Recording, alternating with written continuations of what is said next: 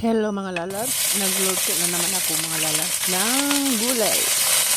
Gulay is life. Ayan, una kong nilagay mga lalabs yung ano natin, yung bawang at saka sibuyas natin para masarap talaga yung gulay natin.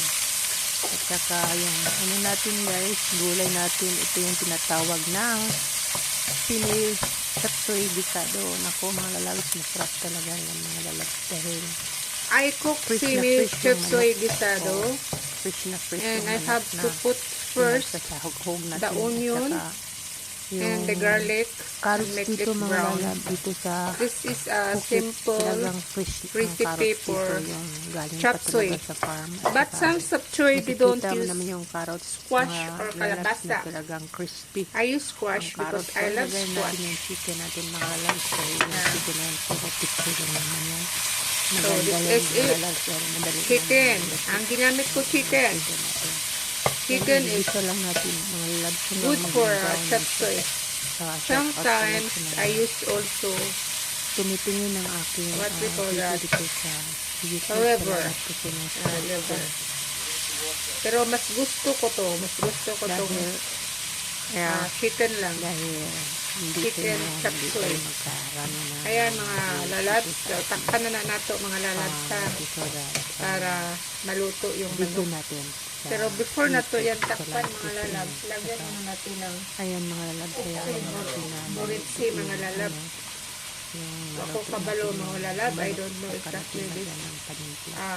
Mga lalabs, hindi ko alam kung masarap ba talaga itong panimpla na ginagamit ko dahil hindi naman talaga ito, hindi naman talaga sa Pinas, yung mga panimpla kasi nila dito sa Thailand, iba naman yung panimpla natin doon sa Pinas, kaya pero sa pag-process or sa pag how to cook mga lalabs, yun sinusunod ko talaga yung napagwalian ko na pagluluto, pero yung mga panimpla lang hindi ko alam kung masarap pa talaga. Luto naman siya mga lalabs.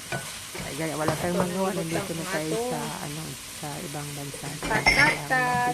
Ay no, not patatas. Mga pagkain nila, yung mga panimpla nila. Oo. So mga lalabs, ayan na po, luto na yung chicken. So ang gagawin na lang natin simple na chapsoy lang mga lalabs. Lalagay na natin yung wala yung sayuti. Carrot sa wala din yung yung tawag nito. Pinagagaya ko na sayuti at sibuyas na puti. Kasi wala silang sibuyas na pula dito mga Baguio beans. So ayan natin yan mga broccoli. lalabs. Ito simpleng chapsoy lang mga lalabs ha. So hayaan na natin na maluto yan. Magtimpla ulit. Saka tikman natin mamaya. So ayan mga lalabs. I don't know if the kalabasa nila. Sarap salt. talaga. Mamaya na lang lalab. Napakaganda talaga ng kanilang mga so ayan na mga lalabs ha. Medyo naluto-luto na ang ato pa lang sa carrots o gulay na ko. Mapakain ka kalabasa.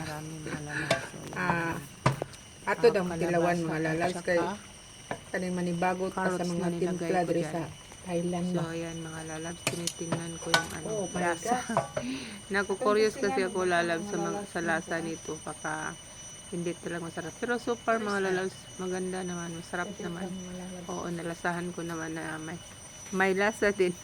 Pero di talaga katulad ng niluluto ko dun sa Pilipinas na alam ko naman talaga yung tinitimpla ko.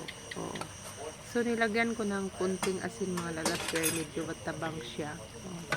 Yung asin natin.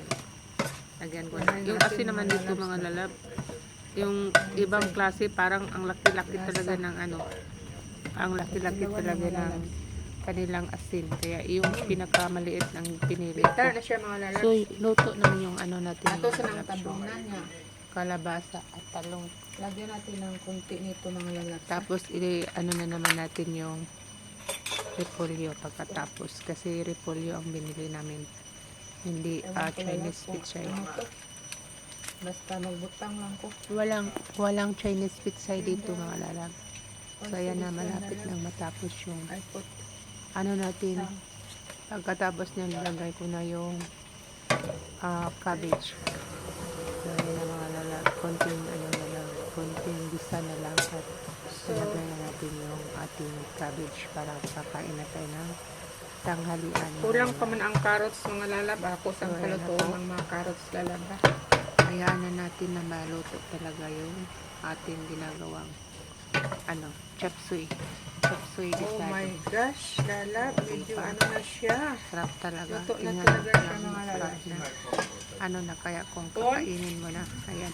Medyo siya mga lalab, medyo tumuyo yung niya. Tumuyo yung tubig niya. Buti na lang merong tubig doon sa gulay. Kaya Kapit na maluto mga lalab. yung sa Noisy repolyo papa, natin. noisy. Kaya yan ang ginagamit. So hanggang dito na lang. Salamat po sa inyong lahat sa pagtangkilik ng aking video sa Ayan, araw na to. lalabs Ayan yung chop suey. Ato simit chapsir lang to mga lalab sa. Napakasarap po talaga. Ayan. Thank you so much mga lalab ko dyan. Yan, tinikman ko na mga lalab. Salamat po sa inyong lahat.